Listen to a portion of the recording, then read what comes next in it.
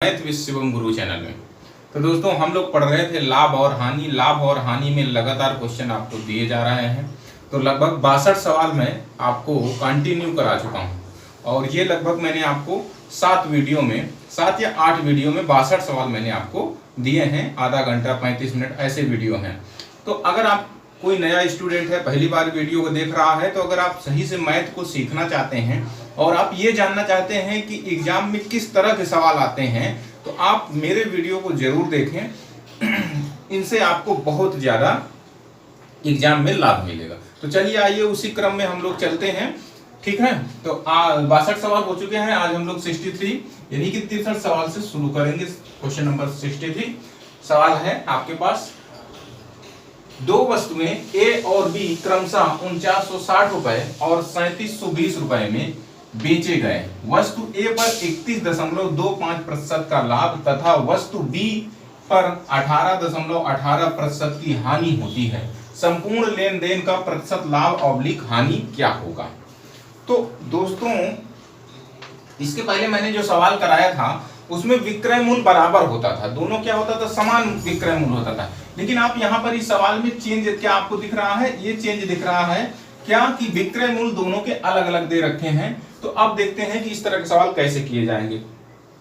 तो देखो, सबसे पहले परसेंटेज की वैल्यू आपको आना चाहिए बच्चे, अगर सवाल को जल्दी करना चाहते हैं तो परसेंटेज की वैल्यू फ्रैक्शन में पता होना चाहिए। आपको पता है कि बताइए 31.25% जो है का वैल्यू कितना होता है। देखो अब डायरेक्टली इतना बड़ा तो परसेंटेज वैल्यू याद नहीं होता है फ्रैक्शन में, लेकिन आपको बनाना मैंने सिखाया था। आपको पता है कि 6.25% की वैल्यू मैंने लिखाई थी। क्या लिखाई थी? मैंने लिखाया था 1/16। अब देखो हमें 6.25 से जाना है कितना, 31.25। तो बताओ इसको कितने गुना कर दिया जाए कि इतना पहुंच जाए। तो आपको सीधा सीधा दिख रहा है कि अगर इस पूरे में मैं 5 गुना कर दूं, मतलब 5 से गुना कर दूं, तो ये भैया 31.25 बन जाएगा।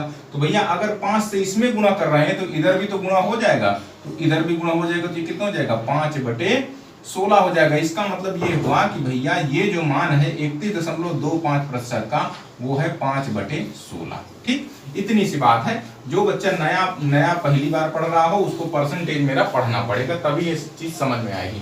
दूसरा परसेंटेज की क्या दिया हुआ है, 18.18%। अच्छा आपको अगर याद हो तो मैंने बताया था 9.09 किसके बराबर होता है, 1/11 के बराबर होता है। 9.09% किसके बराबर होता है, 1/11। लेकिन हमें 9.09 नहीं चाहिए, हमें चाहिए 18.18। तो भैया 9 से हम 18.18 कैसे बना सकते हैं। आपको सीधा सीधा दिख रहा है कि अगर इसमें 2 से गुना कर दिया जाए, कितना गुना कर दिया, 2 गुना कर दिया जाए, तो ये कितना बन जाएगा, 18.18। तो भैया 2 गुना इधर कर रहे हैं तो 2 गुना इधर भी तो करना पड़ेगा। इसका मतलब हमें पता चला कि इसका जो 18.18 का जो मान होगा फ्रैक्शन वैल्यू, वो 2/11 होगा। अब ध्यान देना, पहली वाली चीज है लाभ, तो लाभ वाले में प्लस लगा लो, हानि वाले में माइनस। अब देखो, अब सवाल आपका हो गया, ये है सीपी और ये है एसपी, ठीक है ना। ये ए वस्तु की बात करेंगे, सबसे पहले ए वस्तु की बात करते हैं। तो अगर आप ए वस्तु की बात करते हैं तो देखो 5/16 मान होता है। इसका मतलब ये है कि कोई वस्तु अगर 16 की है तो उस पर 5 का लाभ है, तो बिकेगा कितने में बताओ। 16 की अगर वस्तु है और उसमें 5 का लाभ है तो 16×5 कितना हो जाएगा, 21 रुपए का। मतलब एसपी कितना हो जाएगा, 21 रुपए की बिकेगी। अब देखो यहां पर देखो, कोई वस्तु का क्रय मूल्य 11 है और उसमें 2 की हानि हो गई, और ये वस्तु बी है, इसका क्रय मूल्य कितना है, 11 है, इस पे 2 रुपए की हानि हो गई, तो कितने में बिकेगी बताओ, 9 रुपए में बिकेगी। कितने में बिकेगी, 9 रुपए में बिकेगी। ये चीजें आपको कुछ याद आ रही हैं जो मैंने बताया है। ये परसेंट रेशियो में चल रहा है सारा मामला। अब आप ध्यान देना, तो भाई सबसे पहले हम क्या करेंगे, मैंने एलिगेशन में भी इस तरह के सवाल करना आपको बताया था। सबसे पहले हमें एसपी को बराबर कर लेंगे। पहले इतना काम करो, एसपी को क्या कर लेंगे, हम बराबर कर लेंगे। एसपी को बराबर करने के लिए मैंने कई तरीके बताए हैं। आप 9 का इसमें गुणा कर दो पूरे रेशियो में, 21 का इसमें कर दो, या तो फिर एलसीएम करके कर सकते हैं। एलसीएम कितना आएगा, 21 और 9 का, तो ये हो जाएगा 3 से कट रहा है, 3 3 9, 21 3 63, मतलब एलसीएम कितना आ रहा है, 63। भैया दोनों एसपी का एलसीएम कितना आ रहा है, 63। SP 63 आया। अब आप ये बताओ LCM 63 आ रहा है तो SP दोनों का बराबर करना है, तो हमको पता चल गया कि इसको भी 63 बनाया जा सकता है, इसको भी 63 बनाया जा सकता है। तो इसको 63 बनाने के लिए हमें इसमें कितने से गुणा करना पड़ेगा? इसको 63 बनाने के लिए हमें 3 से गुणा करना होगा। कितने से? 3 से। अब बताओ इसको 9 को 63 बनाने के लिए इस पूरे रेशियो में, अगर इसमें कर रहे हैं तो इसमें भी होगा, ठीक है ना, इसीलिए क्वेश्चन। इसको 63 बनाने के लिए आपको देखने से पता चल रहा है कि 7 का गुणा करना पड़ेगा, तब ये 63 बनेगा। अब ये देखो, ये जब आपने कर दिया तो दोनों कंडीशन में SP जो है क्या हो गया? बराबर हो गया, इक्वल हो गया। लेकिन हमें SP तो यहाँ पर इक्वल दिया नहीं है, SP तो अलग अलग दिया है। SP एक का दिया है पहली वस्तु का 4960 और दूसरी का दिया हुआ है 3720। तो हम इनका रेशियो निकाल लेते हैं दोनों के SP का। देखो 0 से 0 कैंसिल, 4 से कट जा रहा है, 4 एकन्नम 4 और ये हो जाएगा 4 दूनाई 8, 4 चौक 16 और देखो ये 4 नौई 36 और 4 तेई 12। अब आपको पता है 31 से कट जाएगा, 31 चौको 124, ठीक है ना, और 31 त्रिका 93। तो भैया आपको पता चला कि इनके SP का रेशियो जो है 4:3 है, इनके विक्रय मूल्य का रेशियो 4:3 है। तो आपको अगर याद हो तो मैं पहले भी एलिगेशन में बताया था, पहले तो हमने SP को क्या कर लिया? इक्वल कर लिया। अब हमें बनाना है SP, दोनों SP का रेशियो 4:3। तो पहले वाले को 4 बनाना है तो पहले वाले में 4 से गुणा कर देंगे, दूसरे वाले को 3 बनाना है तो इसमें हम 3 से गुणा कर देंगे। अब ये पहले तो बराबर हुआ, फिर SP को हमने 4:3 देखो कर दिया, यही है इसका कमाल। अब मैंने आपको ये भी चीज बताया था कि इस तरह की चीजें आए, अगर आपस में कट रही है तो काट देते हैं, कोष्टक के बाहर अगर कट रही हो तो काट सकते हैं आप। देखो 3 से 3 कट रहा है, इससे क्या हो? कैलकुलेशन छोटा हो जाएगा, कैलकुलेशन क्या हो जाएगा? छोटा। अब देखो 4 का यहाँ पर गुणा होगा तो 16 चौको कितना हो जाएगा? ध्यान देना, 16 चौको 64 हो जाएगा। कितना हो जाएगा? 64। अब ये 4 का इसमें गुणा होगा तो ये कितना हो जाएगा? 21 चौक 84 हो जाएगा। कितना हो जाएगा? 84। अब देखो इसको सब मैं हटा दे रहा हूँ, तो जब आप लिख रहे हो साथ में लिखते जाइएगा।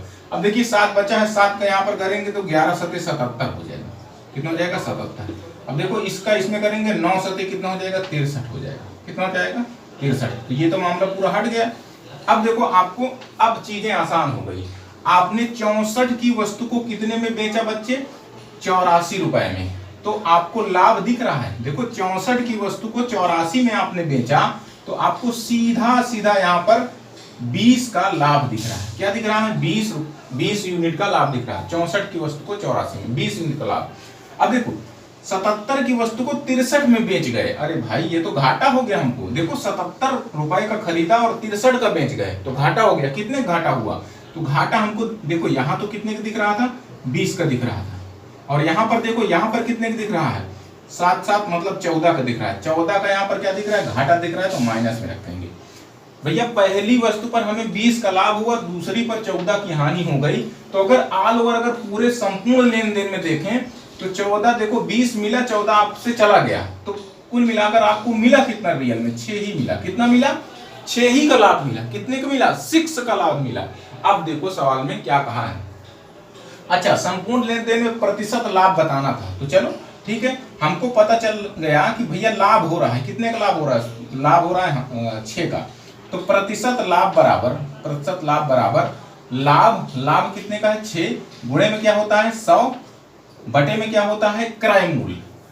अब संपूर्ण लेन देन की बात हो रही है, यही बात का ट्विस्ट है कि संपूर्ण लेन देन की बात हो रही है तो यहाँ पर टोटल क्रय मूल्य आएगा। यहाँ पर जैसे टोटल लाभ आया है वैसे यहाँ पर टोटल क्रय मूल्य, कुल क्रय मूल्य। तो भैया देखो पहली वस्तु का क्रय मूल्य था 64, दूसरी का 77। तो अगर इसको जोड़ा जाए तो 7 4 11 की 1, 7 6 13 13 1 14। तो ये कितना हो जाएगा? 141। कितना हो गया? 141। टोटल क्रय मूल्य कितना हो गया? 141। अब आप इसको हल करो, देखो इसका इसमें गुणा करोगे तो ये हो जाएगा 600। कितना हो जाएगा? 600। अब आप ऐसा करो, भाग दे लो। देखो ऑप्शन होते तो हम डायरेक्ट लगा देते, लेकिन ऑप्शन नहीं है इसलिए हम इसको जनरली तरीके से कर लेंगे। तो कितनी बार जाएगा? 4 बार जाएगा। तो ये जाएगा 4 एकन्नम 4, 4 चौक 16 की 6 और 4 एकन्नम 4 1 5। तो देखो ये कितना आ जाएगा? 36 आ जाएगा। कितना होगा? 36। अब यहाँ पर दशमलव लगेगा तो भैया यहाँ पर 0 लग जाएगा। अब कितनी बार जाएगा आपको पता है, 2 बार जाएगा। कितनी बार चला जाएगा? 2 बार। 3 बार जाएगा नहीं, 3 बार जाएगा नहीं तो 2 बार जाएगा। तो आपको लगभग ये पता चल गया कि भैया जो इसका आंसर आने वाला है 4.2% आंसर आएगा। कितना आएगा? 4.2% आंसर आएगा। तो इस सवाल को इस तरह से करना होगा। थोड़ा सी कैलकुलेटिंग सवाल है, लेकिन बच्चे आपको सीखना ये कॉन्सेप्ट, क्योंकि ये सवालों को अगर आप छोड़ के आ रहे हो एग्जाम में तो यकीन मानो आप पेपर से बहुत लोगों से पीछे हो जा रहे हो। अगर कठिन सवाल बच्चा वही सिलेक्ट होता है, जनरल क्वेश्चन तो करना ही करना है, वो तो गलत होना ही नहीं चाहिए।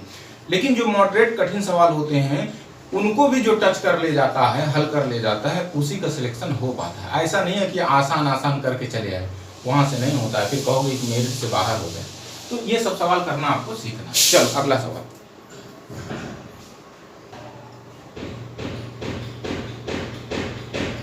चलो अगला देखो, सवाल बहुत बेहतरीन है, बस कॉन्सेप्ट आना चाहिए तभी आप सवालों को कर पाएंगे।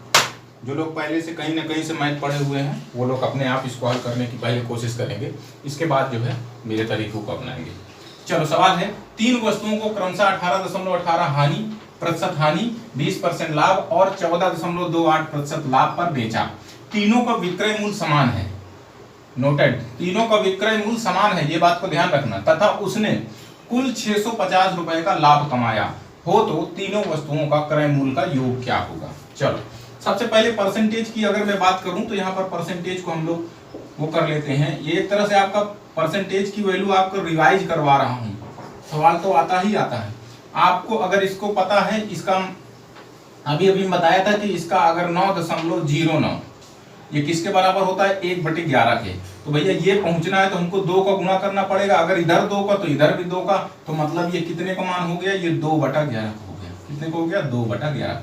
ध्यान रखना, हानि कह रहा है तो माइनस लगा लो, ऑलरेडी आपको पता चलता रहे। दूसरा परसेंटेज है 20%, ये तो बहुत आसान है। 20% का मतलब होता है 1/5 फ्रैक्शन में। कितना होता है? 1/5। ठीक है, कोई बात नहीं। 14.28%, ये भी बहुत आसान है, इसका तो ओरली रटा होना चाहिए, ये होता है 1/7। कितना होता है? 1/7। थोड़ा ध्यान देना, दूसरा वाला भी लाभ ही था 20%, और 14.28 क्या है? ये भी लाभ ही है। ये हानि है, ये लाभ है, ये लाभ है। अब ध्यान दो मेरी बातों पर, एक तरफ लिख लेते हैं सीपी और एक तरफ लिख लेते हैं एसपी। ध्यान से सुनना, 11 की वस्तु पर 2 की हानि पर बेचा गया। 11 की वस्तु थी, 2 की हानि पर बेचा गया, तो मतलब 9 में बेचे। 11 की वस्तु पर 2 की हानि हुई तो मतलब 9 पे बेचे। 5 की वस्तु पर 1 का लाभ हुआ तो मतलब कितने में बेचे? 6 में बेचे, जाहिर सी बात है। और 7 की वस्तु पर 1 का लाभ, मतलब आपने 7 की वस्तु को 8 पर बेच दिया। दिस इज तरीका, ऐसे समझ लीजिए, ठीक है।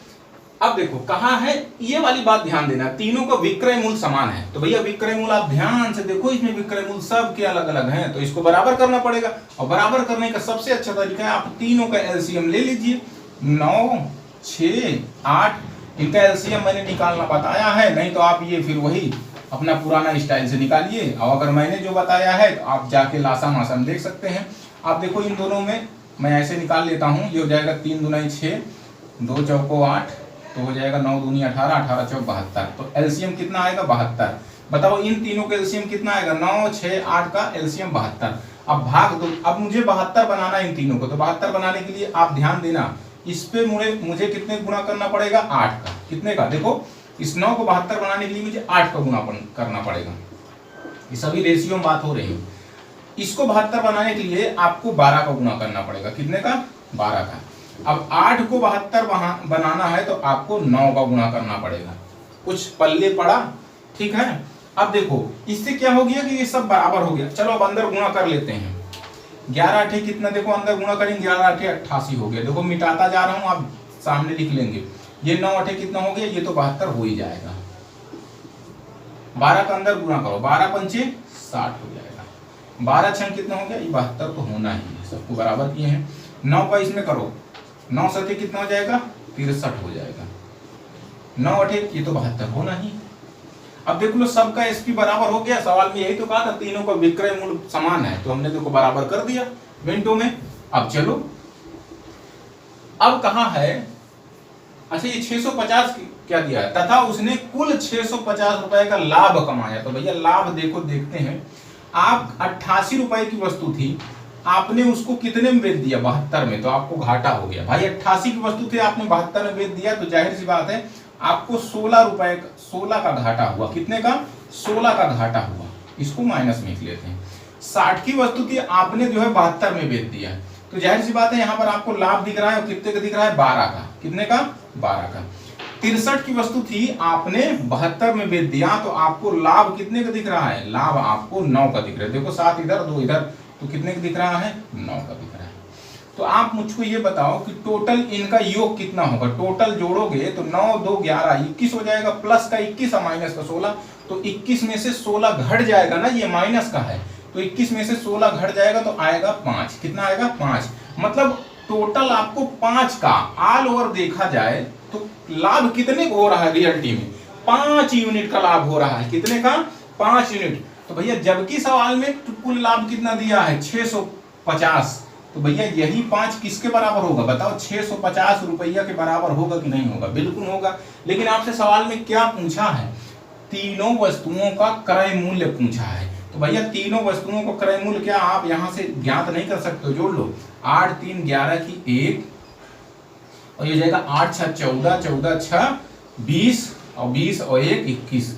टोटल क्रय मूल्य कितना हो रहा है, 211। 5 की वैल्यू इतना, तो 5 से काट सकते हैं आप, 5 इकन्ना 5, 5 3 15, मतलब 1 की वैल्यू आ गया 130 रुपए की। 1 की वैल्यू 130 रुपए, तो टोटल क्रय मूल्य कितना है, 211। तो 211 बराबर हो जाएगा 211 गुणे 130, तो ये 0 हो जाएगा। देखो 13 इकन्नम 13 के 3, 13 इकन्नम 13, 1 14 हो जाएगा, और 13 दूना 26, 1 27 हो जाएगा। सही है ना? देखो ये 0 हो गया, 13 इकन्नम 13 की 3, और 13 इकन्नम 13, 1 14, और 13 दूना 26, और 26 और 1 27, तो हो जाएगा 27,430 रुपया। बिल्कुल आराम से आ गया।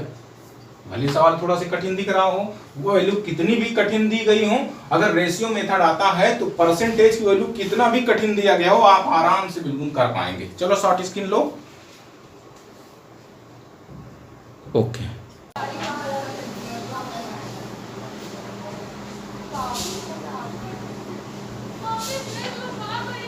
चलो अगला देखो क्या दिया हुआ। पहले परसेंटेज की बात कर लेते हैं। तो परसेंटेज में अगर हम बात करें तो पहला परसेंटेज दिया हुआ है 14.28%, और 14.28% की वैल्यू हमने क्या बता रखा है, इसकी वैल्यू होता है 1/7।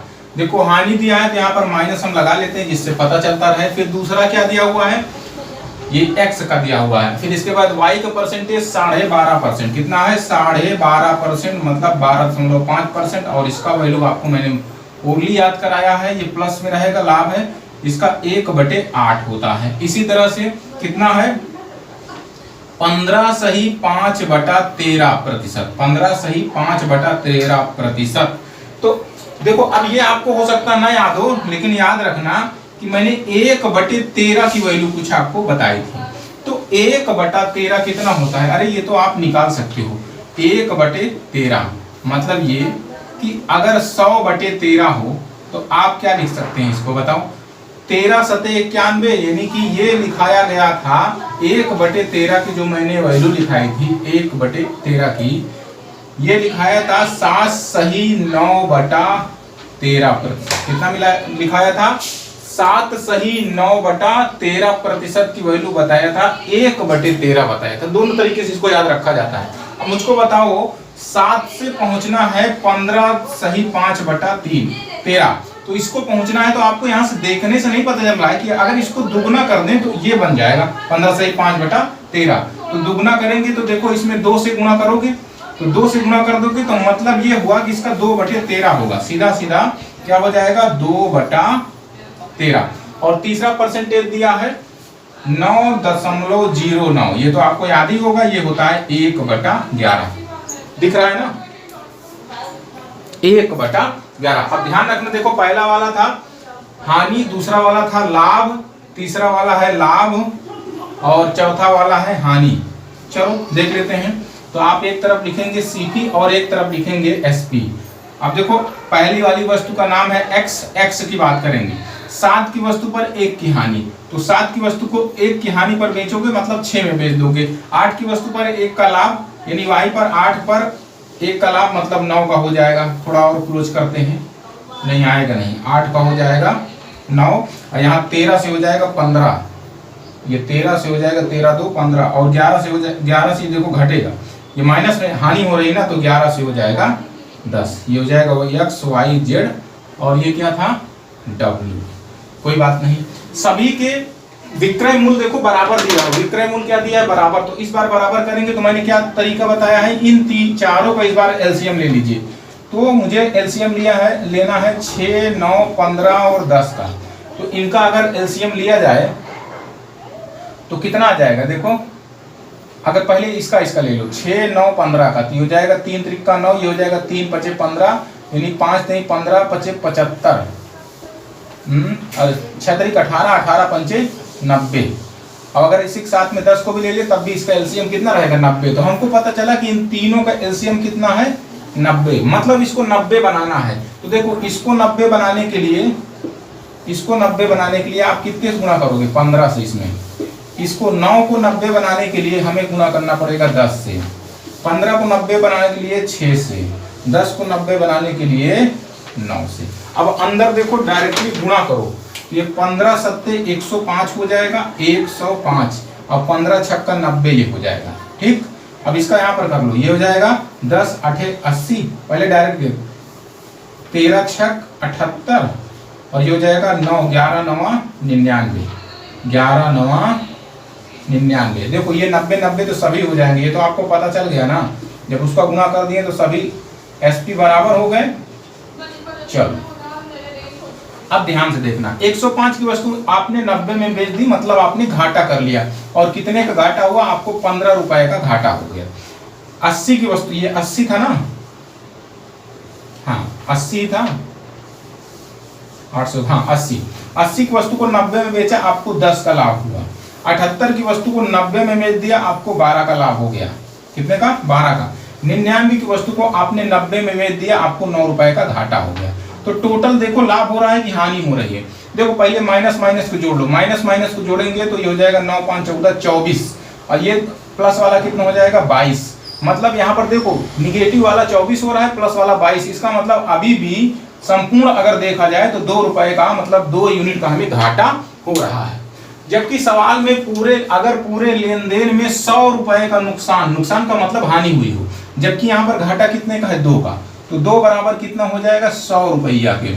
आपसे पूछा क्या है, आपसे पूछा है एक्स और डब्ल्यू के सीपी के बीच अंतर। देखो एक्स यहाँ पर है और डब्ल्यू यहाँ पर है, इनके दोनों के सीपी में अंतर दिख रहा है आपको, ये 105 है, ये 99 है, तो अंतर कितने का दिख रहा है आपको 6 का अंतर दिख रहा है। कितने का अंतर 6 का। जब 2 बराबर 50 के, तो 2 से इसको काट सकते हो, ये 50 हो जाएगा, 2 बराबर 50 होगा।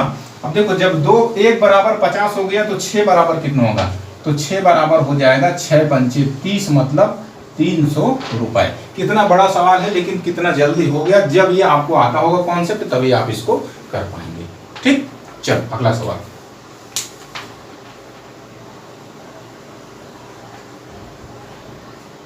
शॉर्ट स्क्रीन लीजिए, शॉर्ट स्क्रीन।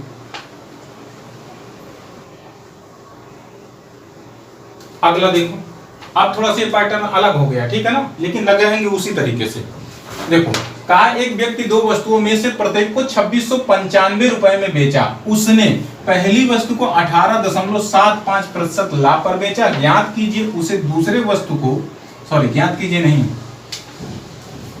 बेचा, ये काट देते हैं, नहीं सवाल गलत हो जाएगा। बेचा उसे दूसरे वस्तु को कितने प्रतिशत हानि पर बेचना होगा ताकि पूरे लेन देन में ना लाभ हो ना हानि हो। बच्चे परसेंटेज की वैल्यू 18.75%। जिस बच्चे को अगर रेशियो मेथड नहीं आता तो उसको इस तरह की चीजों को देखकर ही सवाल से हिल जाएगा, परसेंटेज वैल्यू देखकर, अगर वो चीजें नहीं सीखा है। तो 18.75 को आप कैसे बना सकते हैं, तो आपको अगर याद हो तो मैंने 6.25% की वैल्यू बताया था, और ये होता है 1/16 होता है। कितना होता है 1/16। तो क्या अगर मैं इसमें 3 से गुणा कर दूं, इसको 3 गुना कर दूं, अगर इसको 3 गुना कर देता हूं तो यही नहीं बन जाएगा 18.75। तो 3 गुना करूंगा तो इसका वैल्यू हो जाएगा 3/16। देखो 3 का इधर तो 3 का इधर भी, तो मतलब आपको पता चला कि 18.75 कितना हो जाएगा, 3/16 होगा। बात को आराम से सुनिएगा। ये है सीपी और ये है एसपी। हम पहली वस्तु की बात करते हैं, तो 16 की वस्तु पर लाभ पर बेचता है ना, 16 की वस्तु पर 3 का लाभ, मतलब 16 की वस्तु को 3 का लाभ लेकर मतलब उसने 19 पर बेच दिया पहली वस्तु को। अब दूसरी वस्तु की हम बात करेंगे। अब दूसरी वस्तु की बात करने से पहले एक बात को ध्यान देना कि एक व्यक्ति दो वस्तुओं में से प्रत्येक को, मतलब दोनों को समान मूल्य पर बेचता है। प्रत्येक मतलब समान मूल्य पर बेचता है, एक ही मूल्य पर बेचता है। तो इसका मतलब यहाँ पर देखो पहली वाली वस्तु का एसपी कितना है, 19। तो भैया क्या आपको पता नहीं कि दूसरे वाले का भी 19 ही होगा एसपी, क्योंकि सवाल में दोनों का मूल्य, विक्रय मूल्य कितना दिया है, 2695। तो हम इसको इग्नोर करके हम इसको मानेंगे। तो भाई पहली वस्तु का 19 तो दूसरी वस्तु का भी 19। अब ध्यान देना, आप मुझको ये बताओ कि यहाँ पर हमको लाभ हो रहा है कितने का, यहाँ पर हमको लाभ हो रहा है 3 का लाभ दिख रहा है। कितने का लाभ दिख रहा है, 3 का। अब आपसे सवाल में यही तो कहा है कि दूसरी वस्तु को कितने प्रतिशत हानि में बेचना होगा। मतलब ये 19 में तो बेची गई, लेकिन ये हानि पर है। किस पर है, हानि पर। इसका मतलब विक्रय मूल्य बढ़ा रहा होगा 19 से। तो मुझको ये बताओ कि भाई 19 पर दोनों को बेच रहे हैं, तो आप कह रहे हैं कि ना लाभ होना चाहिए ना हानि होना चाहिए। अगर ऐसा कह रहे हैं तो बताओ, यहाँ तो आप 3 का लाभ ले रहे हो। अगर यहाँ पर 3 का लाभ ले रहे हो तो इसको मेंटेन करने के लिए, इसको जीरो करने के लिए यहाँ पर 3 की हानि होनी चाहिए। कितने की हानि होनी चाहिए, 3 की हानि होनी चाहिए, तभी तो ये इसको माइनस प्लस माइनस कटेगा, तभी तो पूरे लेन देन पर जीरो होगा मैटर। तो भैया यहाँ पर देखो 3 की हानि पर 19 है इसका विक्रय मूल्य। तो इसका मतलब ये कितना रहा होगा, 19 में 3 जोड़ेंगे तो ये रहा होगा 22। मतलब 22 से 19 हुआ है, तभी तो 3 का घाटा हुआ है। तो आपसे पूछा है कितने प्रतिशत के लाभ या हानि पर बेचना होगा, तो जाहिर सी बात है हानि पर बेच रहे हैं। हानि कितने की हो रही है, 3 की, बटे क्रय मूल्य कितने के क्रय पर, 22 के। तो यहाँ पर हो जाएगा 22, गुणे में 100 लगाएंगे। देखो 100 लगाएंगे तो यहाँ पर गुणा हो जाएगा तो क्या हो जाएगा, 0। यानी कि आप क्या निकालना है, प्रतिशत लाभ निकालना है कि नहीं। आप प्रतिशत लाभ निकालेंगे तो हो जाएगा यहाँ पर, सॉरी हानि आ रहा है ना, प्रतिशत हानि। तो यहाँ पर हो जाएगा हानि, हानि कितने की हो रही है, 3 की। गुणे में क्या होता है 100, बटे में क्या होता है क्रय मूल्य। क्रय मूल्य कितना है 22। तो भैया इसको हल करोगे तो देखो ये हो जाएगा 50, ये हो जाएगा 11। तो ये कितना हो जाएगा, 5 नहीं 15, मतलब 150 बटे 11, यही आएगा ना।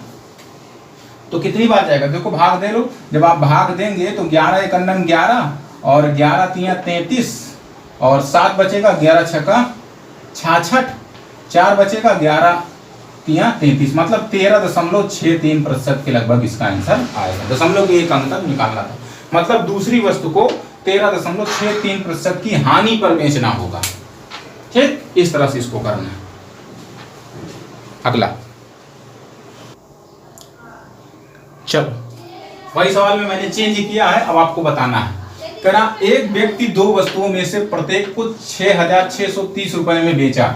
उसने पहली वस्तु को 27.5% लाभ पर बेचा और उसे दूसरे वस्तु को कितने प्रतिशत हानि पर बेचना होगा ताकि पूरे लेन देन में ना लाभ हो ना हानि हो। यही पूछा है ना। अच्छा क्या पूछा इसमें, दोनों वस्तुओं के क्रय मूल्य क्या होंगे। अच्छा अच्छा, सवाल मैंने बदल दिया क्या, एक मिनट, पूरा पूरा देखो, बदल देता हूं मैं इसको। हाँ,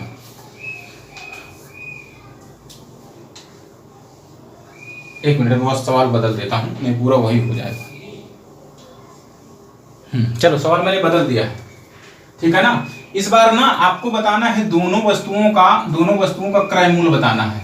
इस बार दोनों वस्तुओं का क्रय मूल्य बताना है। तो सवाल आप लोग पढ़ लिए होंगे, एक बार पढ़ लीजिए। चलो देखो, आपके पास परसेंटेज में वैल्यू दिया है 27.5%। मान लो हमको नहीं याद है तो बच्चे हम इसको बना लेंगे, 27.5% को हटाएंगे तो नीचे 100 आ जाएगा। अगर यहाँ पर आप ये दशमलव को हटाएंगे तो नीचे एक 0 और बढ़ जाएगा, कोई दिक्कत नहीं है। 25 से काट लो, 25 एकन्नम 25 और 25 एकन्नम 25, और ये 25 चौको 100, मतलब आपको पता चल गया कि इसकी फ्रैक्शन वैल्यू होता है 11/40। कितना हो गया? 11/40। अब आप ध्यान से देखना, इसकी वैल्यू अगर 11/40 होती है, ये हो गया सीपी, ये हो गया एसपी। हम अगर पहली वस्तु की बात करें तो पहली वस्तु को उसने लाभ पर बेचा है, तो लाभ पर बेचा है इसका मतलब 40 की वस्तु पर 11 का लाभ, तो 11 के लाभ पर मतलब हो जाएगा 51 का, क्योंकि दोनों प्रत्येक को 6630 में बेचता है, मतलब विक्रय मूल्य बराबर है। ये बात आपको पता चल रही है भैया? ये केवल फंसाने के लिए अभी दिया है, अगर अभी के लिहाज से देखेंगे बाद में क्योंकि यहाँ पर वस्तुओं का क्या पूछा है, क्रय मूल्य पूछा है, तो इसकी जरूरत पड़ेगी लेकिन लास्ट में। अब देखो, अगर इसका एसपी 51 है तो भैया दूसरे का भी एसपी कितना होगा? 51 ही होगा। लेकिन बात को समझना, सवाल में कहा है कि ना लाभ हो ना हानि हो पूरे सौदे पर, लेकिन आप अगर यहाँ पर ध्यान से देखोगे इस वाली चीज को, तो यहाँ पर तो आपको लाभ हो रहा है कितने का? 11 का। तो भैया ये 11 का तो लाभ हो रहा है, ये तो गड़बड़ हो गया। अब दूसरी वस्तु को कितने पर हानि पर बेचा? यहाँ पर जितने का लाभ हुआ उतने का हानि पर बेच दो, मतलब यहाँ पर कितने की हानि पर बेचना होगा? 11 की हानि पर। तो 11 की हानि पर मतलब 11 रुपए की हानि पर वस्तु कितने पर बिकेगी? 51 की। इसका मतलब ये वाला कितना रहा होगा? क्रय मूल्य कितना रहा होगा इसका? तो भैया 11 में 51 जोड़ेंगे तो 62 रहा होगा। भैया 62 की वस्तु को 51 में बेचोगे तभी तो 11 की हानि होगी। चलो ये बात आ गई। अच्छा, हमसे पूछा क्या है? करा है, ओहो, अच्छा दोनों वस्तुओं का क्रय मूल्य पूछा है, कोई बात नहीं। आप अगर यहाँ पर ध्यान दो तो एक वस्तु का क्रय मूल्य कितना है? 6630। तो यहाँ पर एक वस्तु का कितना है? 51। यहाँ पर एक वस्तु का कितना है? 51। दोनों का विक्रय मूल्य दिया हुआ है। तो भैया क्या मैं 51 किसके बराबर नहीं कर सकता? 51 6630 के बराबर नहीं कर सकता हूँ? बिल्कुल कर सकता हूँ। अब आपसे दोनों वस्तुओं का क्रय मूल्य पूछा है, तो यहाँ पर अगर दोनों को वस्तुओं का क्रय मूल्य देखा जाए तो ये भैया हो जाएगा 2 और ये 6 4 हो जाएगा 10। कितना हो जाएगा? ये आपका दोनों वस्तुओं का अगर क्रय मूल्य देखा जाए तो यहाँ पर 102 हो रहा है दोनों वस्तुओं का। तो जब 51 बराबर 6630 रुपया के, तो क्या मैं 102 का वैल्यू नहीं निकाल सकता हूँ? तो बिल्कुल निकाल सकता हूँ। 6630 गुणे 102 बटे में हो जाएगा 51, बटे में हो जाएगा 51। 51 से 102 दो बार में कट जाएगा, 2 से यहाँ पर गुणा कर लेंगे तो ये हो जाएगा 0, ये हो जाएगा 3 दूनी 6 और ये हो जाएगा 6 दूनी 12, अच्छा 2 12 1 13, 13,260 रुपए, 13,260, 13,260। देखो ये बच्चे, अच्छा सवाल में मैंने अभी फिर से देखा है तो सवाल में ये नहीं पूछा था। अगर आपसे दोनों का क्रय मूल्य पूछता तो आपका ये कितना आ गया? 13,260 रुपए आ गया। लेकिन बच्चे सवाल में जो ये आया हुआ था ना, उसमें दोनों के क्रय मूल्य के बीच अंतर पूछा था। क्या पूछा था? अंतर पूछा था। तो बताओ अगर मुझे दोनों बीच क्रय मूल्य निकालना होता, अंतर, क्रय मूल्य के बीच अंतर, देखो यहाँ पर अंतर कितने का दिख रहा है? तो आपको दिख रहा होगा 22 का। कितने का दिख रहा है? 22 का। तो ये चीज नोट कर लिए हैं। अब मान लो ये मुझको नहीं निकालना, अब मुझको निकालना है, आपसे सवाल में पूछ लिया दोनों के क्रय, दोनों वस्तुओं के क्रय मूल्य के बीच अंतर कितने का, तो अंतर कितने का दिख रहा है? 22 का। आपको पता है 51 बराबर इतना, तो 51 बराबर इतना हो गया, तो क्या 22 बराबर नहीं निकाल सकते हो? बिल्कुल निकाल सकते हो। तो यहाँ पर 22 बराबर हो जाएगा, 22 बराबर हो जाएगा 6630 गुणे में आ जाएगा 22 और बटे में हो जाएगा 51। आप जो है इसको काट सकते हो, पूरा पूरा कट जाएगा। 51 51 51 कितना हो जाएगा? 51 9 6 15 153 हो जाएगा, और 3 बार में ले जाएंगे तो पूरा पूरा कट जाएगा, यानी कि यहाँ पर हो जाएगा 130। आप लोग काट लीजिएगा, तो यहाँ पर आ गया 130 गुणे 22। अब गुणा कर लीजिए, 0 लगा लीजिए, 13 दूना 26 की 6, 13 दूना 26 1 27। तो भैया दोनों के क्रय मूल्य के बीच जो अंतर अगर पूछता तो 2760 रुपया होता। सवाल में यही पूछा गया था, दोनों का क्रय मूल्य नहीं पूछा था। सवाल में पूछा गया था दोनों के क्रय मूल्य के बीच अंतर पूछा था, तो अंतर आपका ये हो जाएगा। तो चाहे तो आप सवाल यहाँ पर बदल सकते हैं, यहाँ पर लिख दीजिए दोनों वस्तुओं के क्रय मूल्य के बीच अंतर क्या होगा। ठीक है, दोनों ही तरह से सही रहेगा। तो जो पूछा हो वो हमें बताना होगा। ठीक है, तो चलिए आज इसमें यहीं तक रखते हैं। मैंने सवाल नंबर नहीं बदला है, मैं बता देता हूं मैंने आपको कौन सा नंबर ये सवाल कराया है। मैंने सवाल नंबर तो नहीं बदला है, सवाल नंबर भूल गया हूं। 62 था, 63, 64, 65, 66 और ये 67। बच्चे याद रखना ये आज का आपका 67वां सवाल था। 67 कितना 67 सवाल हो चुके हैं। अब आगे कंटिन्यू रहेगा, आप लोग साथ में बने रहिए। आपको अच्छे से अच्छे सवाल मैं देने की कोशिश कर रहा हूँ। आप कोई भी बुक उठा के देख लीजिए, आपसे कोई सवाल छूटेगा ही नहीं अगर आपने ईमानदारी से मेरे सारे वीडियो को पढ़ लिया तो। चलिए ठीक है, आज यहीं तक मुलाकात फिर से होगी।